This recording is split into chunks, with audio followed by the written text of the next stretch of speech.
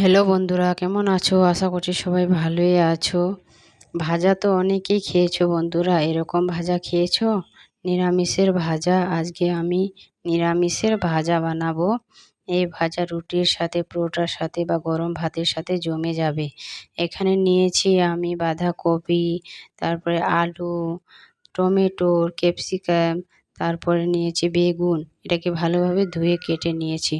তারপরে এখানে নিয়েছি আমি পেঁয়াজ কুচি, কাঁচা লঙ্কা, রসুনের কোয়া কটা ভালোভাবে কেটে নিয়েছি। তারপরে এখানে হাফ কাপ তেল অ্যাড করেছি আমি। একটা কড়াই ভালোভাবে গরম করে হাফ কাপ তেল অ্যাড করে দিয়েছি। তারপরে তেলটাকে 2 মিনিটের মতো গরম করে তারপরে আমি পেঁয়াজ, কাঁচা লঙ্কা, তারপরে রসুনের কোয়া এটাকে ছেড়ে দিলাম। ছেড়ে এটাকে 2 মিনিটের মতো ভালোভাবে এটা ভেজে নেব। দেখতেই পাচ্ছ আমি কীরকম ভাজবো, তোমরা দেখতেই থাকো, ভিডিওটা স্কিপ না করে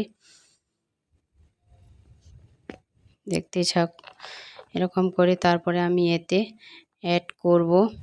তারপরে আমি সবগুলো নিরামিষকে অ্যাড করে দেব।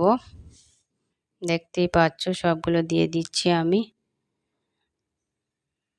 এখন আমি সবগুলো দিয়ে দেব একসাথে। সবগুলো একসাথে দিয়ে দিতে হয় বন্ধুরা। তারপরে আমি এতে মশলা অ্যাড করব। হাফ হাফ টিস্পুন হলুদ গুঁড়ো, তারপরে অ্যাড করব আমি 1 টিস্পুন লবণ, 1 টিস্পুন জিরে গুঁড়ো, হাফ টিস্পুন লঙ্কার গুঁড়ো। এটাকে দিয়ে ভালোভাবে